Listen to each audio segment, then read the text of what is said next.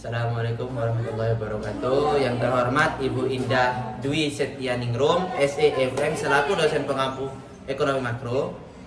Kami dari kelompok 5 akan ingin mempresentasikan sistem bank sentral, pengendalian penawaran uang oleh bank sentral.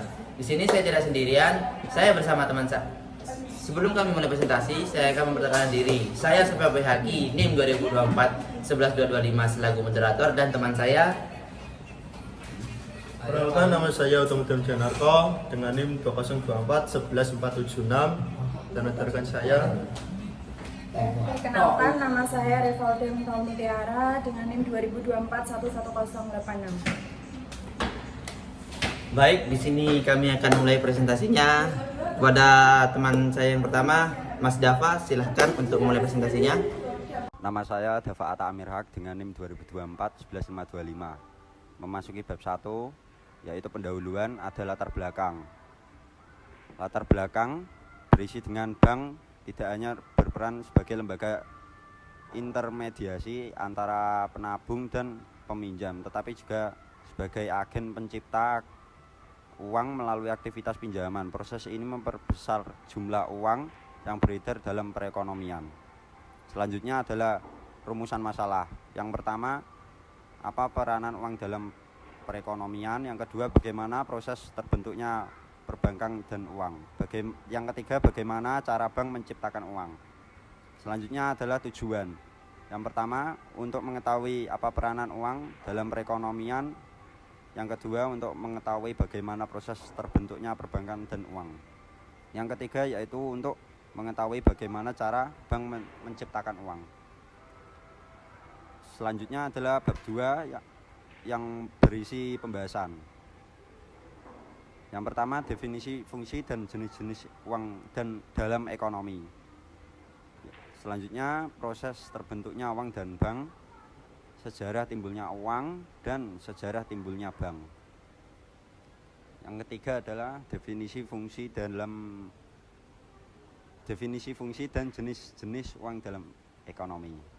Menurut Keisha Febrianti 2024, uang adalah alat tukar yang secara umum diterima sebagai pembayaran untuk barang dan jasa.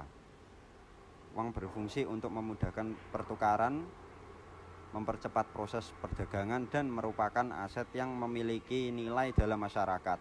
Berbagai pendapat menekankan bahwa uang tidak hanya terbatas pada bentuk fisik, tetapi juga pada fungsi yang dijalankannya sebagai alat pembayaran. Uang yang beredar di masyarakat dapat dibedakan menjadi 2 jenis, yaitu uang tunai dan giro. Selanjutnya materi akan dilanjutkan oleh teman saya. Oke, proses terbentuknya uang dan bank. Sebelum mengenal uang, manusia melakukan tukar-menukar barang dengan cara barter dan ditetapkan sebagai alat penukaran. Itu adalah benda-benda yang diterima oleh umum.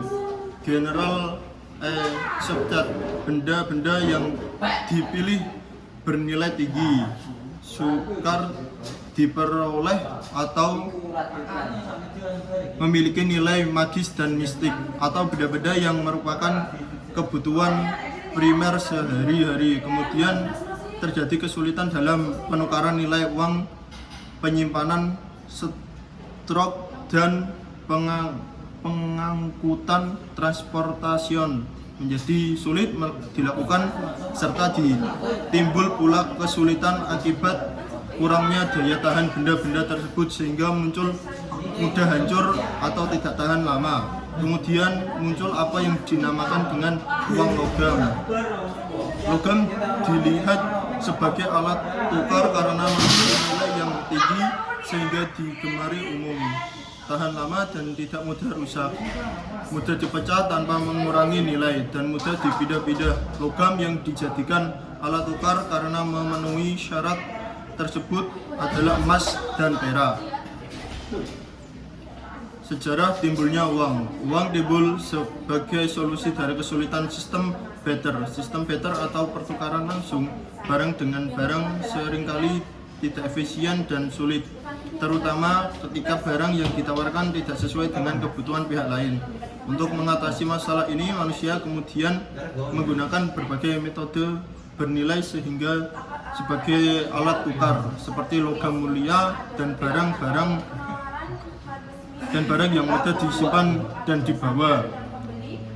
Di Indonesia, konsep uang mulai dikenal pada masa kolonial Belanda dengan menggunakan uang kertas yang diterbitkan oleh The Javers Bank.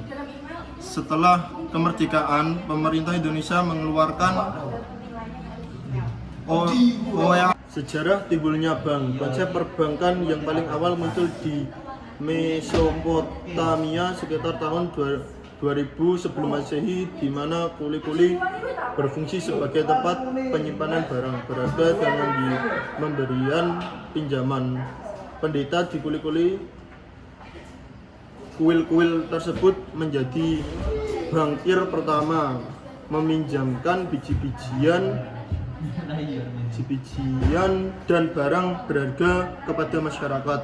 Bank komersial pertama di dunia adalah Bank Monte di Paschi di Italia yang didirikan pada tahun 1397. Nama bank sendiri berasal dari kata Italia bench atau bahasa Prancis banque yang berarti bangku atau meja penukaran uang.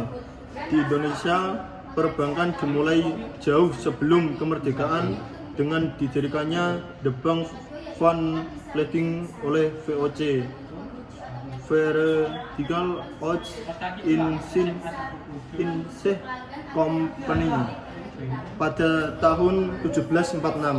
Bank ini didirikan untuk memfasilitasi perdagangan VOC di Indonesia.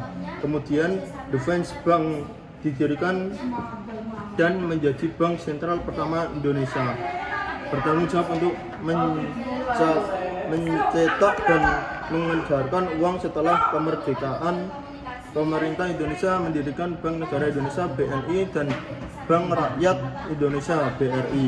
BNI dipersiapkan menjadi bank sirkulasi dan bank sentral serta mengedepankan mata uang resmi pertama.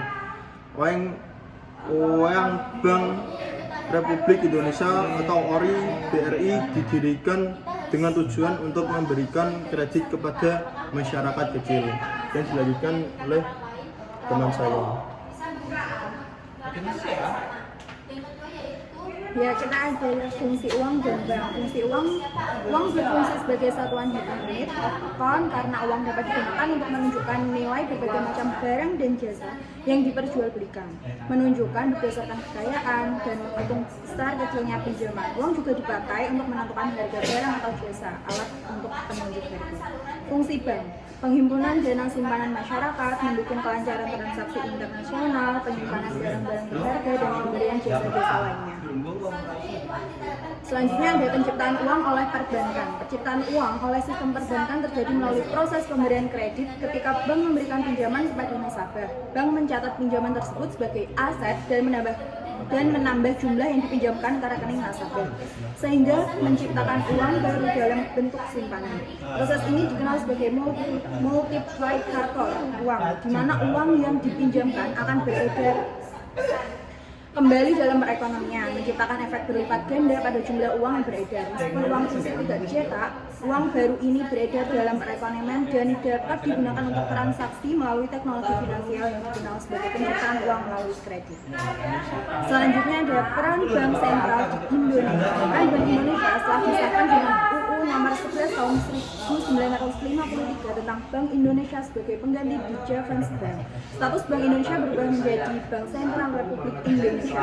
Bank Indonesia merupakan bagian dari pemerintah dengan tetap menjalankan peran sebagai agen pembangunan kasar pemerintah dan bankers Bank Indonesia. Status Bank Indonesia juga sebagai kebijakan oleh Dewan Moneter, yaitu dengan tugas pokok untuk menjaga stabilitas moneter, peredaran uang, dan sistem pembayaran. Bank Indonesia masih menjalankan fungsi sebagai bank komersial. Selanjutnya akan dilanjutkan. Baik, selanjutnya adalah pengaruh inflasi dan jumlah uang beredar terhadap probabilitas perbankan di Indonesia. Inflasi dan jumlah uang beredar memiliki pengaruh yang kompleks terhadap profitabilitas perbankan di Indonesia. Secara umum, inflasi yang tinggi dapat menurunkan profitabilitas bank karena meningkatkan biaya operasional dan menurunkan nilai real aset bank. Sementara itu, peningkatan jumlah uang beredar jika tidak dikelola dengan baik dapat memicu inflasi yang pada akhirnya juga merugikan bank. Yang selanjutnya adalah rumus inflasi. Rumus inflasi dapat dihitung dengan menggunakan pendekatan IHK adalah IHKT dikurangi IHKT min 1 dikali 100. Keterangannya yaitu IN adalah inflasi, IHK adalah indeks harga konsumen tahun dasar, IHK1 adalah indeks harga konsumen tahun berikutnya. Kemudian yang mengembangkan sebuah persamaan yang dituliskan dengan sebagai berikut. M dikali V sama dengan P dikali Y. M adalah jumlah uang beredar, V adalah kecepatan peredaran uang, dan P adalah tingkat berharga, dan Y adalah PDP real. Yang selanjutnya adalah kesimpulan dan saran. Kesimpulan dari PPT ini adalah uang tercipta untuk memudahkan orang dalam melakukan transaksi. Fungsi uang dapat dalam filsafat aksiologi merupakan alat pembayaran yang sah. Berdasarkan lembaga yang menggunakan uang dapat berbentuk kartal maupun giral. Bank merupakan lembaga yang menyediakan jasa menyangkut penyimpanan nilai dan perluasan kredit. Bank memberikan jasa-jasa untuk mendukung kelancaran roda perekonomian. Biasanya, bank memberikan balas jasa yang menarik seperti bunga dan undian berhadiah untuk merangsang masyarakat agar lebih senang menabung. Saran kami adalah perlu dukungan dari pemerintah untuk mensosialisasikan kepada masyarakat pengetahuan uang dan bank agar masyarakat mengetahui pentingnya peranan uang dan perbankan dalam kegiatan perekonomian sehingga kesejahteraan masyarakat meningkat. Sekian PPT dari kami. Lebih dan kurangnya kami mohon maaf. Untuk selanjutnya yaitu sesi tanya jawab bisa dilanjutkan pada sesi selanjutnya. Untuk menutup PPT ini, kami selaku kelompok 5 ingin meminta maaf yang sebesar-besarnya. Lebih dan kurangnya kami mohon maaf. Wassalamualaikum warahmatullahi wabarakatuh. Waalaikumsalam.